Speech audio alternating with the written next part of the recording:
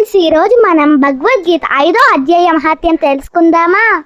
పార్వతీదేవి పరమేశ్వరుడిని ఈ విధముగా ప్రశ్నించింది. ప్రభు, భగవద్గీత 5వ అధ్యాయం అయినటువంటి కర్మ సన్యాస యోగం యొక్క మహత్యాన్ని తెలియజేయండి అని అడుగగా, అందులకు పరమేశ్వరుడు, దేవి సావధానముగా విను, దీని ఫలితము అమోఘము, పాపము నుండి మోక్షానికి పయనమైన కథ ఇందులో దాగి ఉన్నది అని తెలియజేశాడు. పూర్వము మంత్రదేశములో పురుకుత్సపురం అనే అద్భుతమైన గ్రామము ఉండేది. ఆ గ్రామము చాలా అందముగా అద్భుతమైన భవనములతో నిండి ఉండేది. ఆ పట్టణములో పింగళుడు అనే బ్రాహ్మణుడు ఉండేవాడు.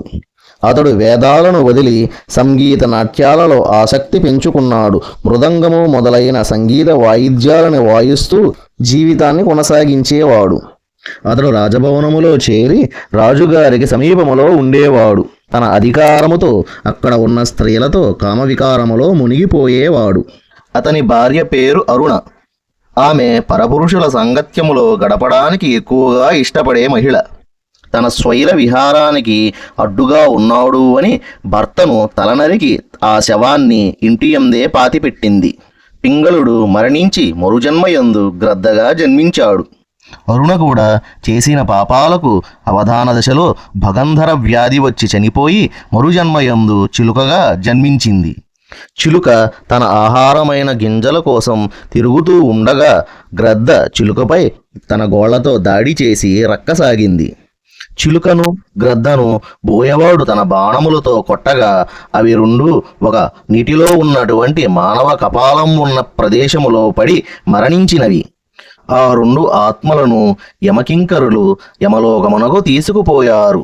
ఆ రెండు ఆత్మలు యముడు పాదములపై పడి తమలను క్షమించమని ప్రాధేయపడ్డారు. యముడు వారి పాపాలను గణన చేసి వారికి మోక్షాన్ని ఇచ్చాడు. అందులకు ఆ రెండు ఆత్మలు, మేము ఎన్నో ఘోర పాపాలు చేశాము, కానీ మీరు మాకు మోక్షాన్ని అనుగ్రహించారు. అందులకు కారణం ఏమో తెలుసుకోవచ్చునా అని అడిగారు. అందులకు యమధర్మరాజు ఈ విధముగా సమాధానము చెప్పసాగాడు. పూర్వము గంగా నదీ తీరములో వటుడు అనే ఒక మహాత్ముడు ఉండేవాడు. అతడు ప్రతి నిత్యము భగవద్గీత 5వ అధ్యాయాన్ని భక్తి శ్రద్ధలతో పఠనము చేసేవాడు. మీ మరణ సమయములో అతని కపాలములోని నీటిలోనే పడి మరణించారు. ఆ భగవద్గీత 5వ అధ్యాయాన్ని నిత్యము పఠించిన కారణముగా అతని పుణ్యప్రభావముతో ఆ నీరు కూడా పరిశుద్ధమై మహాపుణ్య ప్రభావము సంతరించుకున్నవి.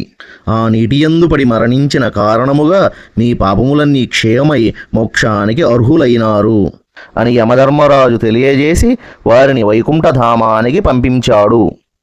అందులకు సంతోషించిన ఆ రెండు ఆత్మలు ఎంతో ఆనందముతో వైకుంఠానికి దివ్య విమానములో వెళ్ళినవి.